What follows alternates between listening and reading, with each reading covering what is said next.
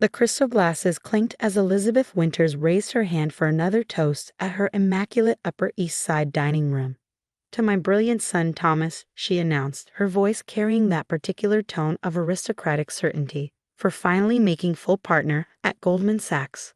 I sat quietly in my wrinkled scrubs, having come straight from my night shift at Metropolitan Memorial Hospital.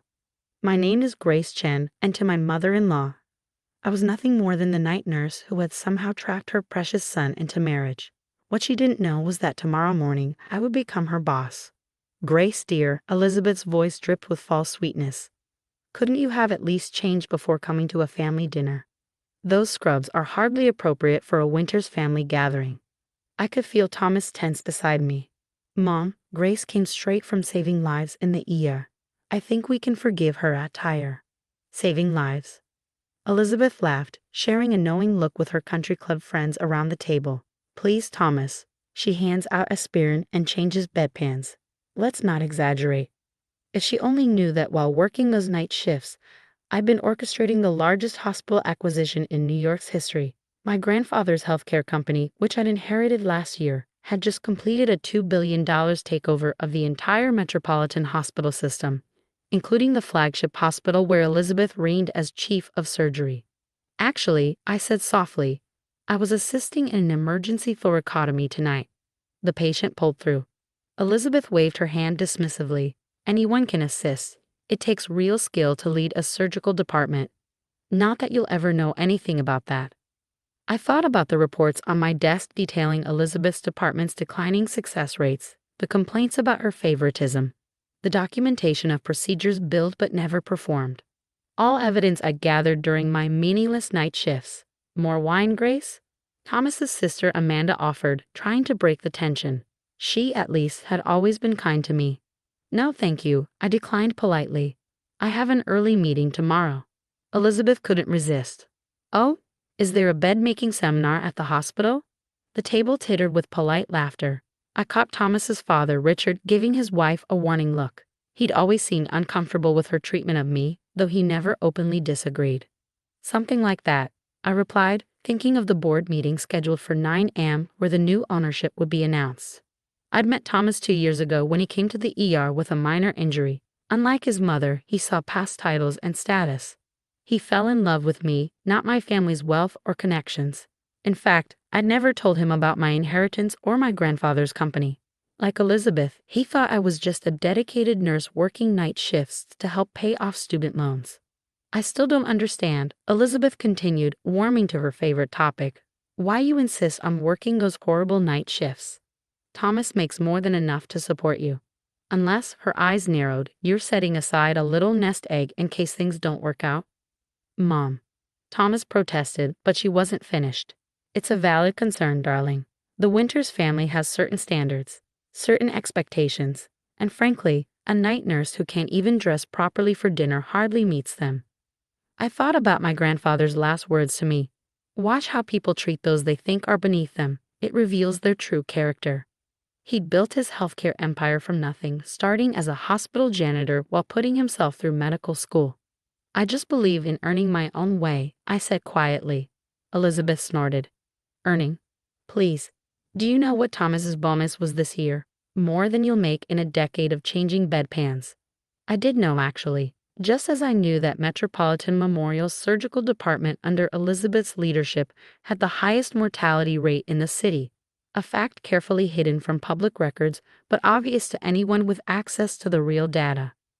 Speaking of earning, Elizabeth turned to address the table at large. "Did you know she refused to sign a prenup? Probably hoping to claim half of Thomas's fortune when—" "That's enough, Mom," Thomas cut in sharply. "I chose not to have a prenup because I trust my wife, and I'd appreciate it if he'd show her some respect." Elizabeth's face hardened. "Respect? She's a night shift nurse who married way above her station.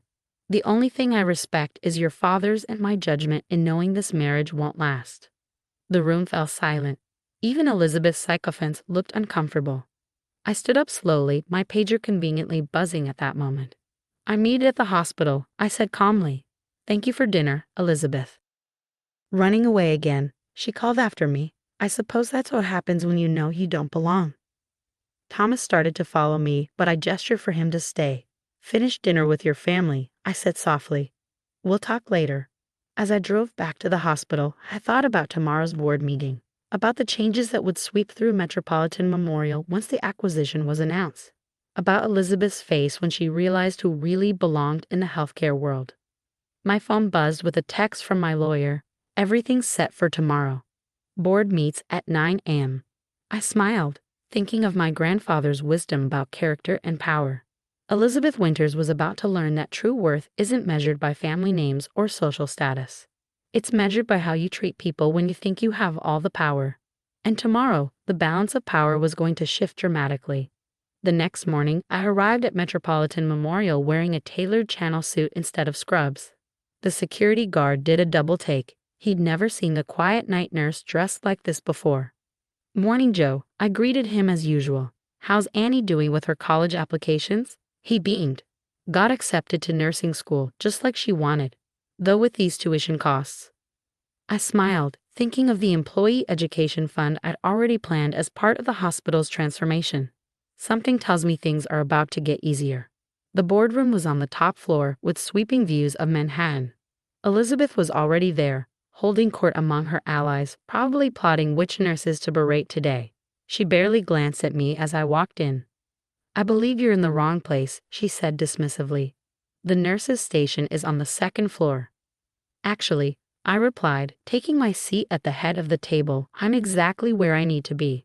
Before she could respond, my lawyer entered, followed by the hospital's current board members and several faces Elizabeth didn't recognize, executives from my grandfather's healthcare company. What's going on? Elizabeth demanded. Who are these people, and why is she sitting there? Board Chairman Stevens cleared his throat. If everyone could take their seats, we have some significant announcements today. First, my lawyer began, I'd like to introduce the new owner of Metropolitan Memorial Hospital System, Dr. Grace Chen, CEO of Chen Healthcare International. The room went silent. Elizabeth's face turned an interesting shade of pale. This must be a joke, she stammered. Not at all, I said calmly, opening my portfolio. Chen Healthcare has acquired the entire metropolitan system. As of 9 a.m. this morning, we own all 15 hospitals, including this flagship facility. But you're a nurse, Elizabeth sputtered. I'm also a licensed physician with an MBA from Harvard and a PhD in healthcare administration. I corrected her. The night shift nursing work was part of my evaluation of hospital operations. My grandfather believed the best way to understand a healthcare system was from the ground up. I began distributing folders to the board members. Inside you'll find detailed reports on each department's performance over the past 2 years. You'll notice some concerning patterns in the surgical department. Elizabeth's hands shook as she opened her folder. There it all was, the documented evidence of her negligence, favoritism, and fraudulent billing practices. This is absurd, she protested. You can't just come in here and... Actually, I can, and I already have. I projected a graph onto the screen. Under your leadership, the surgical department's mortality rate has increased by 40%. Patient complaints have tripled. Junior staff turnover is at an all-time high. Those numbers are accurate, I cut in. I've had 2 years to gather data, Elizabeth. 2 years of night shifts watching how this hospital really runs. 2 years of documenting every incident you covered up, every qualified candidate you passed over because they didn't come from the right social circle, every procedure you built for but delegated to residents. The board members were flipping through their folders, faces growing increasingly grave. Elizabeth's allies were suddenly very interested in their phones. Dr. Winters, Chairman Stevens said heavily, these allegations are extremely serious. They're more than allegations, I corrected. The state medical board has already been notified, as has the insurance commission regarding the fraudulent billing. Elizabeth stood up so quickly her chair toppled backward. You planned this. All those nights working as a nurse, pretending to be some worthless nobody, you were spying on us. No, Elizabeth, I was doing exactly what you said I did, changing bedpans, assisting in surgeries, caring for patients. I just happened to be paying attention while doing it. I turned to address the full board. Metropolitan Memorial was once the best hospital in New York. My grandfather started his career here as a janitor. He believed in building healthcare systems that served everyone, regardless of their social status or connections. The next hour was a blur of revelations and resignations. Elizabeth was suspended pending investigation. Several of her allies quickly followed. By noon, the hospital's leadership had been completely restructured. But this wasn't just about revenge, it was about transformation. Moving forward, I announced, we're implementing comprehensive changes. Every employee will receive full education benefits. Salary structures will be equalized across departments. Patient care metrics will be transparent and publicly available. I glanced at Joe, the security guard, through the glass doors. And we're establishing a $50 million employee education fund, effective immediately. After the meeting, I found Elizabeth in her office, packing her things. Why? She demanded. Why work as a nurse when you own the whole company? Because that's how you learn what a hospital really needs, I replied. Not from quarterly reports or charity galas, but from the people who do the actual work of saving lives. Does Thomas know? She asked quietly. He does now. I turned to find my husband standing in the doorway, still in his Goldman Sachs suit. The board chairman called me, he said, looking between us, said I should know what happened. Thomas, darling, Elizabeth began, but he held up his hand. 2 years, Mom, 2 years you've belittled and insulted my wife, calling her worthless, treating her like she was beneath us. And all that time, she was working night shifts, not because she had to, but because she wanted to understand how to make things better. I was trying to protect you, Elizabeth protested. No, he corrected her. You were proving exactly why Grace needed to see how this place really ran. Because people like you care more about status than saving lives. 6 months later, Metropolitan Memorial had been transformed. The mortality rate plummeted.